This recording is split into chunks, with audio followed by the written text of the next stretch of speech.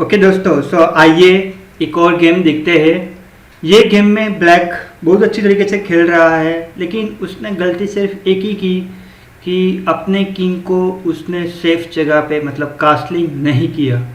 और वो कास्टलिंग करने के लिए चाहता भी था, लेकिन वाइट ने उसको कभी भी कास्टलिंग करने का मौका ही नहीं दिया। तो देखते हैं कि ये गेम किस तरीके से स्टार्ट हो रहा है। और ये गेम दो ग्रैंड मास्टर्स के बीच खेले जा चुकी है। तो ग्रैंड मास्टर्स भी ऐसे गलतियाँ करते हैं। तो ऐसा नहीं है कि ग्रैंड मास्टर मतलब कि वो कुछ भी गलती नहीं करते हैं। अगर आपको बेसिक 5 प्रिंसिपल ऑफ चेस आता है और वो ध्यान में रख के आप खेलते हो, तो आप कोई भी प्लेयर को आसानी से उसको फाइट दे सकते हो। तो यहाँ पे वाइट स्टार्ट कर रहा है E4 कि जो हमने देखा था नॉर्मल मूव, और ब्लैक C5।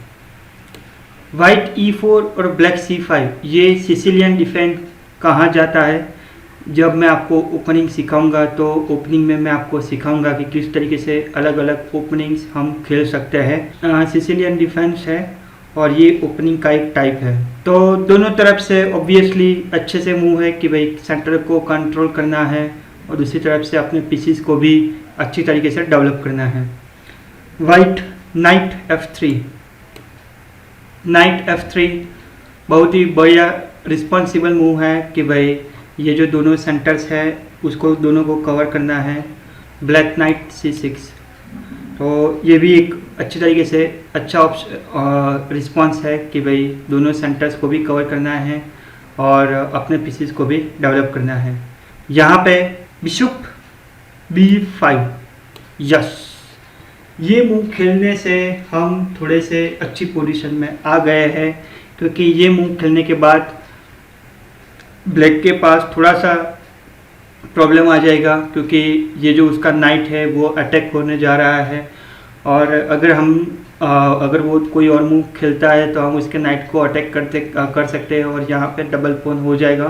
तो वो ब्लैक के लिए एक थोड़ा सा सीरियस प्रॉब्लम हो सकता है। और दूसरी तरफ से हम ये कास्टलिंग की ओर जा रहे हैं, तो हम अपने किंग को सेफ जगह पे रख के अटैक कर सकते हैं। तो उसके जवाब में G6, ओके, G6 एक ऐसा मूव है कि ये जो उसका बिशप है वो बिशप को वो डेवलप करना चाहता है, तो ऑब्वियसली G6 से वो डेवलप कर सकता है नेक्स्ट मूव से। हमारे पास अभी टाइम आ गया है तो हम डेफिनेटली कास्टलिंग कर लेते हैं। तो हमने कास्टलिंग कर दिया है। उसके रिस्पॉन्स में ब्लैक खेलता है बिशप G7। हमने सोचा था वही ब्लैक खिला है बिशप G7, ताकि वो ये लॉन्ग डायगोनल है उसको वो कवर कर सके और कास्टलिंग के लिए थोड़ा सा रेडी हो सके, लेकिन हमें उसको कास्टलिंग का मौका नहीं देना है। नाइट C3, नाइट C3 एक अच्छा सा मूव है कि ये जो नाइट है वो अभी तक एक्टिव नहीं था गेम में, वो अभी तक डेवलप नहीं था, तो हमने वो नाइट को डेवलप कर दिया है। और दूसरी तरफ से हमने सेंटर्स को भी, काफ़ी सारे सेंटर्स को भी कवर किया हुआ है। ब्लैक खेलता है नाइट D4, लेकिन इसको मैं अच्छा सा मूव नहीं मान के इसको मैं एक गलती मानूंगा। क्यों? क्योंकि ब्लैक अभी भी अच्छी पोजीशन में नहीं है, उसने अभी पूरे पीसेस डेवलप नहीं किए हुए हैं और उसने सेम पीसेस दोबारा मूव किया हुआ है। तो ये उसकी बहुत बड़ी गलती होगी कि अर्ली में उसने सेम पीस दोबारा मूव किया है। हालांकि ये मूव खेलने के पीछे एक और पर्पस हो सकता है कि अगर हम कोई और मूव खेलते हैं तो ये जो ब्लैक नाइट है वो अपने वाइट बिशप को अटैक कर सकता है। और स्टार्टिंग में इनिशियल स्टेज में हो तो हमें अपना जो बिशप है वो उसको बचा के रखना है। क्यों? क्योंकि अगर ये नाइट ये बिशप को अटैक करके उसको मार देता है, हम भी इसको मार देते हैं, तो सडनली हमारा जो ये जो लाइट स्क्वायर्स है, वाइट जो स्क्वायर्स है वो सब वीक हो जाएंगे, क्योंकि हमारे पास वाइट स्क्वायर का बिशप चला गया है और उसके पास दोनों बिशप है। तो जनरली हम ऐसी पोजीशन में ऐसा ट्राई करते हैं कि दोनों बिशप हम अपने पास रख सके। तो ये मूव खेलने के बाद वाइट ने खेला है बिशप A4, बहुत ही अच्छा मूव, क्योंकि बिशप ने देख लिया है कि ये जो नाइट है वो मेरे ऊपर अटैक कर रहा है, तो वो यहाँ से हट चुका है। और यहाँ से हटने के बाद ये नाइट के पास अब अटैक का कोई ऑप्शन नहीं है। उसके रिस्पॉन्स में ब्लैक खेल रहा है E6, E6 मैं कहूँगा कि बढ़िया सा मूव है, लेकिन E6 की E6 की जगह उसका ऑप्शन ये होना चाहिए कि ये जो नाइट है उसको डेवलप करके कास्टलिंग की ओर जाए, क्योंकि अगर वो कास्टलिंग की ओर नहीं जाता है तो उसको प्रॉब्लम रहेगा, और वो किंग सेंटर में है तो हम उसको इजीली अटैक कर सकते हैं। और आप देख सकते हो कि वाइट ने किंग को कैसल कर दिया है, लेकिन ब्लैक ने कैसल नहीं किया है। ब्लैक का किंग अभी भी सेंटर में ही है, तो हम इसको इजीली अटैक कर सकते हैं और उसको हमें कैसल नहीं होने देना है। तो किस तरीके से हम आगे एग्रेसिवली खेल सकते हैं, यहाँ पे नाइट टेक्स D4, यहाँ से ऑब्वियसली ये उसने खेल दिया है, और उसके आंसर में C टेक्स D4। अब यहाँ पे आप सोच सकते हो कि ये नाइट को मारने के लिए ये बिशप क्यों नहीं आया, क्योंकि ये बिशप अगर आता है तो सडनली वाइट की पोजीशन इंप्रूव हो जाती है। अगर ये यहाँ से मारता है तो मैं यहाँ पे उसको मार देखता हूँ, तो मेरे पास साइमल्टेनियसली दो ऑप्शन है। पहला ऑप्शन कि ये जो उसका बिशप है उसको मैं अटैक करता हूँ, और दूसरी तरफ से अगर ये बिशप कहीं पे भी मूव होता है तो मैं यहाँ पे इसको चेक दे के ये किंग को फोर्सफुली मूव करता हूँ ताकि वो कास्टलिंग ना हो सके। तो इसलिए ब्लैक खेलता है C टेक्स D5। अभी ये जो नाइट है उसको मूव करना पड़ेगा, सो नाइट B5। ये एक अच्छी सी पोजीशन है, ये एक अच्छा सा मूव है, ताकि ये जो स्क्वायर है उसको भी आप कंट्रोल कर सकते हो, और ये स्क्वायर को कुछ भी किसी भी तरीके से उसको प्रोटेक्ट करना पड़ेगा। तो ये जो क्वीन है वो इसको प्रोटेक्ट करने के लिए यहाँ पे आ चुकी है क्वीन B6, ताकि ये यहाँ पे भी इसको प्रोटेक्ट कर सके और दूसरी तरफ से इसको भी प्रोटेक्ट कर सके। उसके आंसर में वाइट ने खेला है C3। ये एक अच्छा सा मूव है, ताकि ये जो उसका जो पॉन है उसके ऊपर हम अटैक कर सके, उसका पॉन स्ट्रक्चर थोड़ा सा डिस्टर्ब कर सके, और दूसरी तरफ से हमारा ये जो वाइट क्वीन है उसको भी बाहर निकलने के लिए जगह मिल जाएगी। और उसके रिस्पॉन्स में ब्लैक खेलता है E5। एक अच्छा सा मूव है, क्योंकि इसको प्रोटेक्शन देना जरूरी है। अगर इसको प्रोटेक्शन नहीं देते हैं और हम वो कोई और मूव खेलता है तो हम इसको मार सकते हैं, और ये जो बिशप है वो इसको मारेगा, तो ये जो है वो इसको मारता है, तो सडनली हमारी पोजीशन थोड़ी सी इम्प्रूव हो जाएगी। तो C3 के बाद E5 ये पॉइंट को प्रोटेक्ट करने के लिए अच्छा सा ऑप्शन रहेगा ब्लैक के पास। इसके आंसर में C टेक्स D4 ये जो वाइट ने खिला है, ब्लैक इसको नहीं मार सकता, क्योंकि अगर ब्लैक इसको मारेगा तो ये अगर इसको मारता है तो हम सडनली इम्प्रूव पोजीशन में आ जाएंगे, और यहाँ पे दो उसके पास डबल पॉइंट्स हो चुके हैं एक ही फाइल्स में, एक ही कॉलम में, तो वो हमारे लिए एडवांटेज रहेगा। तो वो चाहता है कि ये जो नाइट है वो नाइट को हम यहीं फोर्सफुली इसको हम यहाँ से मूव करें। तो उसने खेला है A6। अब नाइट को एज में कभी भी नहीं रखना है इनिशियल स्टेज में, तो हम नाइट को रखते हैं C3 में, वो अच्छा सा मूव है। अब यहाँ पे E टेक्स D4, तो यहाँ पे ये जो है वो उसने खा लिया है, मार दिया है हमारे पीसीस को। अब ये जो नाइट है उसको अच्छा सा मैं आपको सजेस्ट करूँगा कि आप वीडियो को पॉज करो और सोचो कि वाइट के लिए अच्छा सा मूव कौन सा होगा ये नाइट के लिए। तो आंसर ये रहेगा कि ये नाइट सडनली यहाँ पे आ जाएगा D5। तो D5 में नाइट आने के बाद ये नाइट ये जो क्वीन है उसको भी अटैक करती है, और साइमल्टेनियसली ये जो स्क्वायर है उसको भी अटैक करती है। अब ये जो क्वीन है उसको अच्छी तरीके से मूव होना पड़ेगा, क्योंकि अगर ये क्वीन यहाँ पे मूव होता है तो यहाँ से ये चेक देके फिर फोर्क देके इसको भी मूव होना पड़ेगा, और उसका रुक भी हम अटैक कर सकते हैं। तो क्वीन D8 वो जो ब्लैक खेल रहा है, और D3 एक अच्छा सा मूव है कि जिससे हमारा ये जो डार्क स्क्वायर का बिशप है वो एक्टिव हो जाएगा, और हमें कुछ भी करके वो एक्टिव करके हमें मोर पीसेस किंग की ओर ले जाके उसके ऊपर अटैक करना है। और उसके आंसर में ब्लैक खेलता है नाइट F6। अब ब्लैक एक ही स्टेप्स दूर है कास्लिंग से, लेकिन हमें वो एक स्टेप लाना नहीं है। कुछ भी करके हमें ऐसा कुछ खेलना है कि जिससे वो एक स्टेप ना आए और ब्लैक कास्लिंग भी ना करे और साइमल्टेनियसली हमारी पोजीशन इम्प्रूव हो जाए। तो हम खेलते हैं बिशप G5।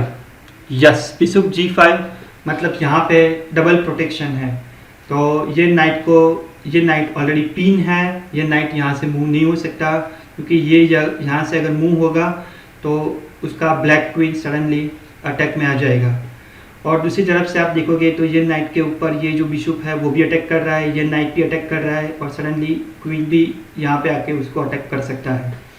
तो ये कास्लिंग अभी नहीं कर सकता, क्योंकि अगर ये कास्लिंग करेगा तो ये क्वीन सडनली यहाँ पे आ जाएगा, तो ये नाइट सडनली प्रॉब्लम में आ जाएगा। तो ये नाइट को प्रोटेक्ट करने के लिए ब्लैक खेलता है H6। H6 से ऑब्वियसली हमारा ये जो बिशप है वो अटैक में है और ये जो नाइट है वो पिन है, लेकिन हम यहाँ पे एक अच्छा सा मूव खेलेंगे। अगर आप यहाँ पे वो सोच रहे हो कि भाई हम कुछ भी करके ये नाइट को पिन में रखें, तो चलो इसको यहाँ पे रखते हैं, तो ब्लैक सडनली अपनी पोजीशन इंप्रूव कर लेगा। वो ब्लैक खेलेगा यहाँ से यहाँ तक और सडनली हमें फोर्सफुली बिशप को यहाँ पे रखना पड़ेगा और ब्लैक कास्लिंग कर देगा, तो वो हमें नहीं होने देना है। तो हमें एक एडवांस मूव खेलना है, इंटरमीडिएट मूव, जिसको बोलते हैं कि थोड़ा सा एडवांस लेवल मूव हमें खेलना है E5। E5 से इसका जो नाइट है वो अटैक में है और वो हम अटैक कर रहे हैं। तो H takes G5, उसने हमारे बिशप को मार दिया है और हम क्या करते हैं, हमने यहाँ से इसको मार दिया है। अब वो भी बिशप से हमें अटैक कर देगा, तो उसका जो बिशप है वो हमारा पॉन को मार दिया है। अभी हमें कुछ ऐसे मूव खेलना है कि जिससे वो कास्लिंग ना करे, हमें वो कास्लिंग का स्टेप लाना ही नहीं है। तो हम खेलते हैं queen to F3। What a great move. अभी आप देख सकते हो कि यहाँ पे ये जो है उसके ऊपर ये क्वीन भी अटैक कर रहा है और ये जो नाइट है वो भी अटैक कर रहा है। तो हमें तो वो कुछ भी तरीके से ये जो बिशप है उसको वो प्रोटेक्ट करेगा। तो वो खेल रहा है बिशप टू G7। यस, यही हम चाहते हैं। अभी मैं आपको सजेशन करूंगा कि आप थोड़ी देर के लिए वीडियो को पॉज करो और वाइट के लिए सबसे बेस्ट अच्छा सा मूव कौन सा होगा वो आप सोचो। तो वाइट के लिए अच्छा सा मूव ये है कि रुक F2 E1 चेक। अब ये किंग को फोर्सफुली यहाँ से मूव होना पड़ेगा। क्यों? क्योंकि अगर बीच में कोई भी पीसीस आता है या फिर अगर मान लो कि ये रुक यहाँ पे आता है, तो सडनली हम यहाँ से इसको चेक देंगे और ये इसको नहीं मार सकता और ये उसको फोर्सफुली यहाँ से मूव होना पड़ेगा। अगर ये यहाँ पे भी मूव होता है, या तो फिर हम इसको अटैक भी कर सकते हैं यहाँ से।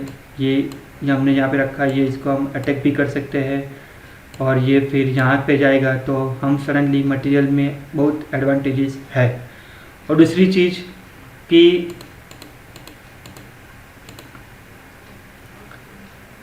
ये क्वीन यहाँ पे नहीं रख सकते, अदरवाइज ऑब्वियसली नाइट और रूक उसको पूरी तरीके से चेक कर देगा और वो अपना क्वीन भी लॉस कर देगा। तो फोर्सफुली किंग को मूव होना पड़ेगा और यही हम चाहते थे कि वो कास्टिंग ना करे, अपने किंग को फोर्सफुली मूव करे। और अभी मैं आपको सजेस्ट करता हूँ कि आप वीडियो को पॉज करो और वाइट के लिए सबसे अच्छा सा बेस्ट मूव कौन सा होना चाहिए वो मूव खेलने के बाद ब्लैक ने डिज़ाइन कर दिया है, और वो मूव कौन सा होगा आप पॉज करके सोचो। तो आंसर ये है कि रुक E1 टू E7। तो ये मूव के बाद ब्लैक ने डिज़ाइन कर दिया है, क्योंकि आप अभी यहाँ पे भी ये अटैक में है और ये किसी भी तरीके से उसको प्रोटेक्ट नहीं कर सकता। अगर मान लो कि ये यहाँ से इसको प्रोटेक्ट करता है तो उसका क्वीन लॉस्ट हो जाएगा। और दूसरी तरफ से अगर वो ये मूव खेलता है तो हम डबल रुक कर देंगे और डबल रूक करके वो सपोज़ कोई भी मूव खेलता है, लेट्स से अपने क्वीन को बाहर निकालता है या तो फिर कुछ भी करता है, तो फिर हम डबल मूव से यहाँ पे उसको चेक देंगे, उसको फोर्सफुली यहाँ से रिमूव करना पड़ेगा या तो फिर इसको मारना पड़ेगा। हम इसको वापस चेक देंगे और उसका क्वीन भी लॉस्ट है और हम मटेरियल में भी एडवांटेजेस है, वो इस फोर्सफुली यहाँ पे मूव होगा, ये यहाँ पे चेक होगा, ये इसको फोर्सफुली मारेगा और हम भी इसको यहाँ से चेक देंगे। सबसे पहले ये इसको मारता है, यहाँ से भी इसको चेक देंगे और हमारे पास मटेरियल में बहुत सारे एडवांटेजेस है कि हमारे पास क्वीन है, उसके पास कुछ मटेरियल भी नहीं है। तो ये मूव के बाद ब्लैक ने रिज़ाइन कर दिया है, ये मूव के बाद ब्लैक ने रिज़ाइन कर दिया है और ये थी अच्छी सी गेम कि किस तरीके से आप ब्लैक को कासल आप उसको नहीं होने देते और उसको आप मटेरियल में एडवांटेज में कन्वर्ट करते हो। तो आइए देखते हैं कि ये गेम की समरी क्या थी। तो आइए देखते हैं गेम 4 की समरी क्या थी। गेम 4 में do not exchange bishop for a knight unless you will be get some advantage in a close position. हमें कभी भी अपने बिशप को नाइट से थ्रेट होने से बचाना है, क्योंकि बिशप जो है वो ज़्यादा से ज़्यादा स्क्वायर कंट्रोल करता है, डायगोनली, लॉन्ग डायगोनली।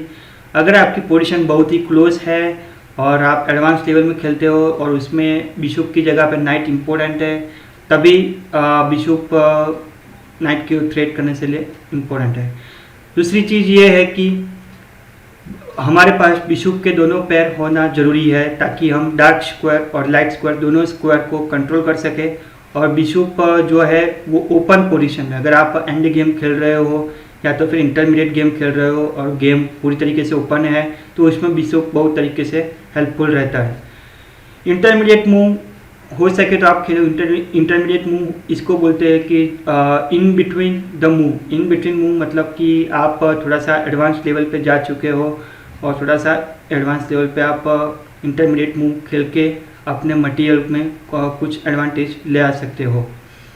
और जब भी आप गेम खेलो तो एक चीज़ आपको ध्यान में रखनी है कि do not bring queen early in the game और do not move the same piece early in the twice in the game.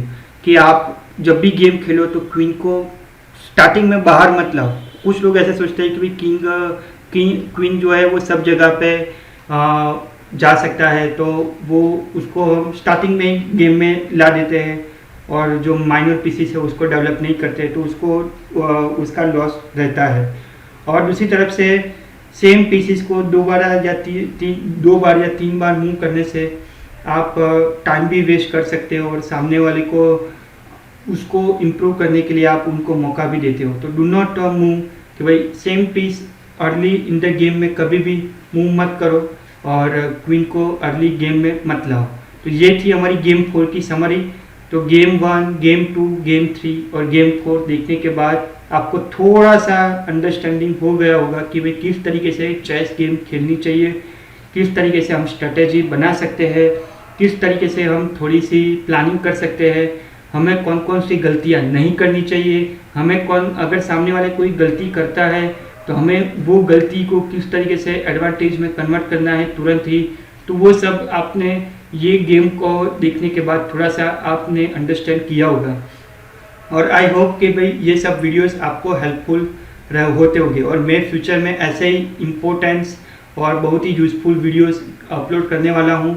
तो प्लीज़ आप ये सभी वीडियोस देखो। अगर कोई वीडियो समझ में नहीं आता है तो मैं आपको सजेस्ट करूँगा कि वो वीडियो दो बार 3 बार देखो ताकि आप जो है वो चेस में ज़्यादा से ज़्यादा इम्प्रूव हो सके।